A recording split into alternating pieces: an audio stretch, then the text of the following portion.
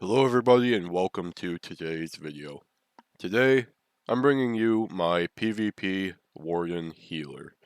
This is a build I haven't put too much effort into making indestructible like my other Templar healer, or a little bit like my Necromancer healer that I posted before, but I wanted to try to make a build that was more focused on raw healing and keeping your team alive, while also having decent stats all around the board.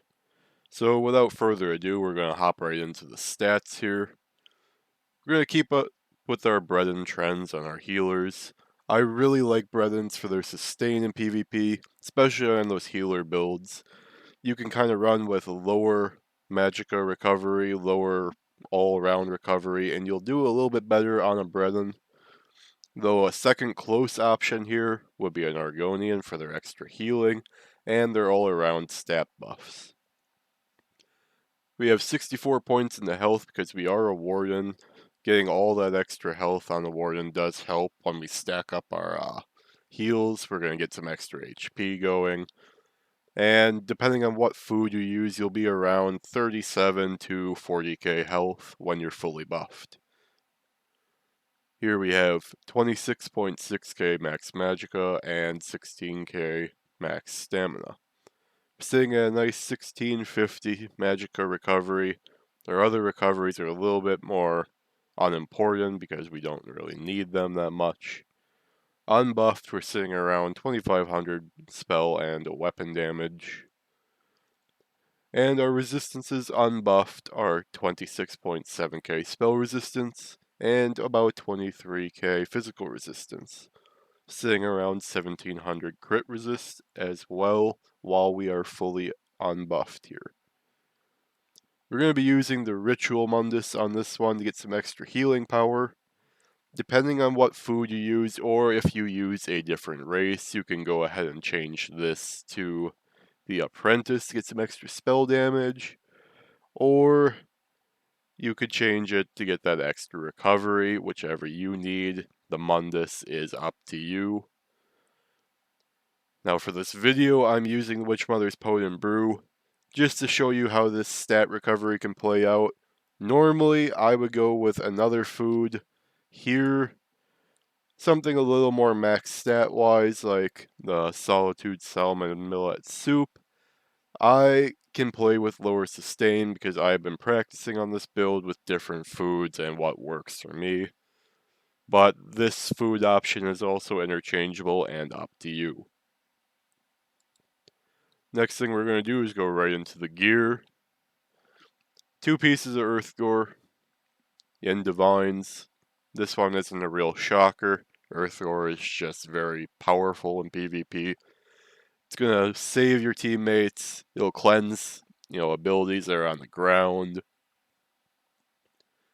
And it scales off your max Magicka or stamina, which is why I do have some of these max health, max stat foods here, opposed to going into max recovery. If you play with that, you can alternatively get some better numbers pushed out. It will depend on how good you are at sustaining with lower recoveries. Then, as an interesting set for this build, I chose Heartland Conqueror. Now, this set is interesting in the way that it just gives you some extra damage, extra resources, but that 5 piece is really why we're playing with this here. We're going to go and buff the effectiveness of our weapon traits by 100%. And you might be asking, well, what does that mean? Our sword here has its defending buff increased by 100%, so we're getting an extra 3.1k resistances from it. And our healing bar, which is very important here, is going to be powered. And with that buff up, we are going to increase our healing done by 18% at all times while we are on that restoration staff bar. The pieces of Heartland Conquerors that you should run is a heavy chest and heavy greaves on your legs. I also run heavy on the feet here You could also change this from medium or light. This one kind of goes to your preference. And then we run it on our weapon and shield, along with our restoration staff bar. And the second set we're running shouldn't be a real surprise to you. Yep, we're bringing right back to Rallying Cry. You want to go to Divines, Max Magica enchants. Only do prismatic enchants on the big pieces of your armor. Chest, head, legs, and if you're running a shield, I always put one on there as well. Rallying Cry, we're running on the jewelry. I left all the jewelry as arcane, getting that extra max magica out of there. I have two pieces here that are magica recovery, and one piece that is weapon and spell damage. And with the latest patch, they added it to 10 stamina recovery, but to be honest, nobody cares about that, it's just there. Next, let's hop into our skills. On our sword and board bar, we're using Ice Fortress. This is your major resolve. Also gives you minor protection. This can also apply to your allies that are nearby, but keep in mind that they are only getting the major resolve, they're not getting the minor protection. Shimmering Shield. Now this ability was nerfed in the fact that it isn't as strong of a shield as it was before. But we don't care about that. The reason we use this ability is because when it absorbs a projectile, it gives us Major Heroism. Major Heroism is going to give us 3 ultimate every 1.5 seconds. Now, the cost of our healing ultimate is so low that as long as you can keep Shimmering Shield up, you're going to have your Healing Thicket ultimate that heals your team, gives you a real nice heal. Only costs 90 ultimate. You're going to keep this up a lot of the time. It's not going to be too hard for you to get.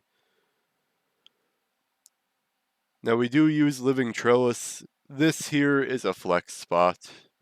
If you're playing in, Imperial City, you're playing in Battlegrounds, you can slot something else here.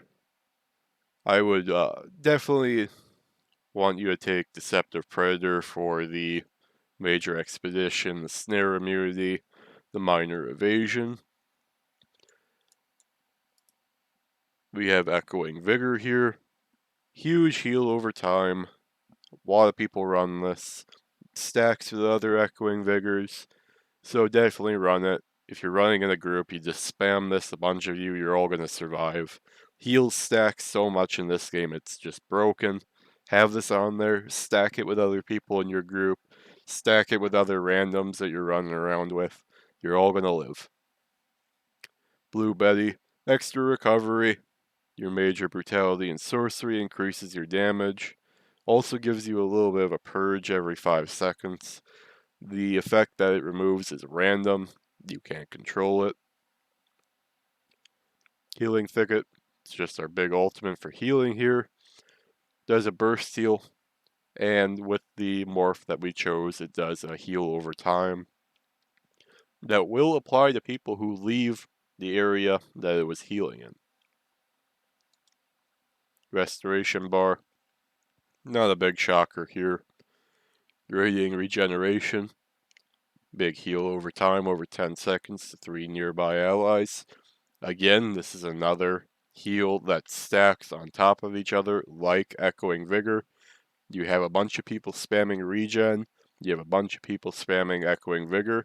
It's all going to stack and you're going to be invincible at some point. Illustrious Healing. Big ground hot.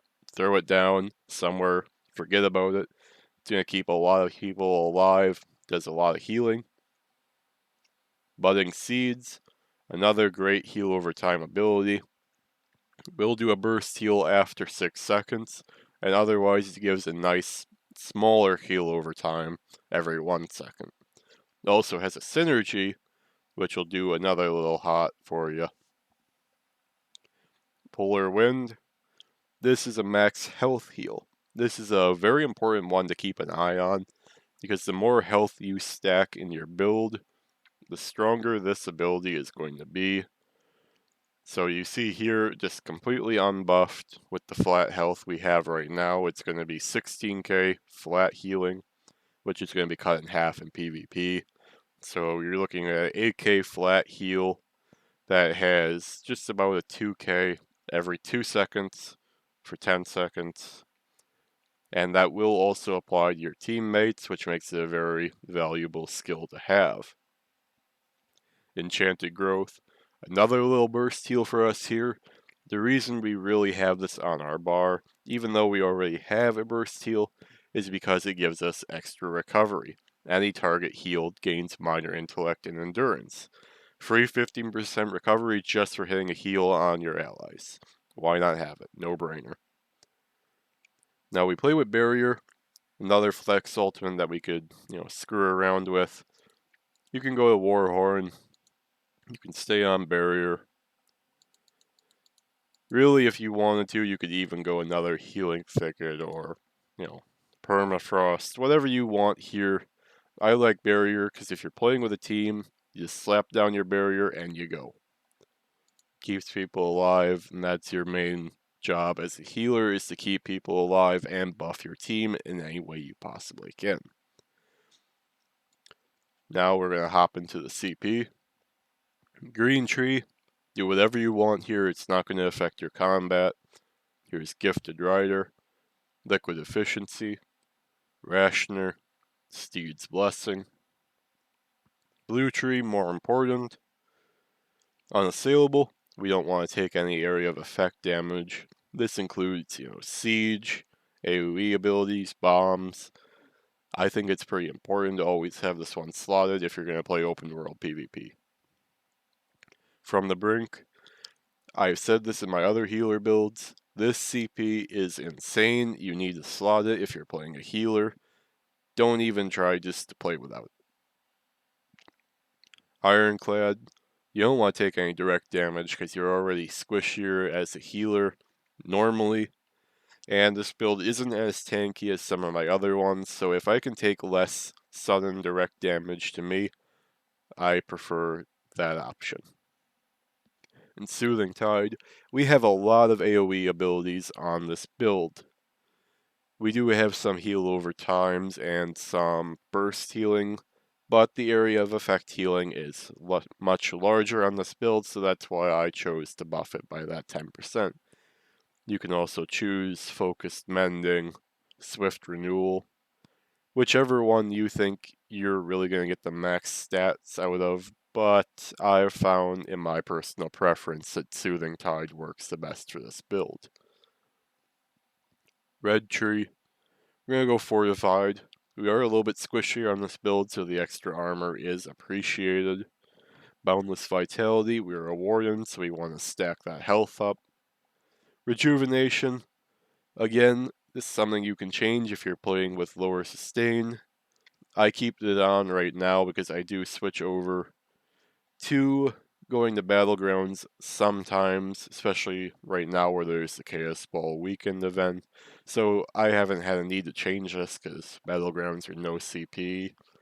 If you go into Cyrodiil, you might want to change it to Juggernaut or something to help you sustain, keep alive. And last but not least, we have Pain's Refuge. We only have a purge that ticks every 5 seconds. So if you have a bunch of negative abilities, negative effects stacking up on you, you're going to get a lot of mitigation through this CP. And let's just go through a quick buff up of our skills so we can see the stats here. Hopefully we can get our Rallying Cry to proc. There we go. And we're sitting around 3,500 spell damage. Let's proc our Major Resolve here. And our resistances are fairly decent. So with further ado, that is the build that we are running for the Warden. I hope you guys enjoy this build. I hope you subscribe to the channel, leave a like, comment what you liked or your thoughts on the video, what you'd like to see me do, and I'll see you all again next time.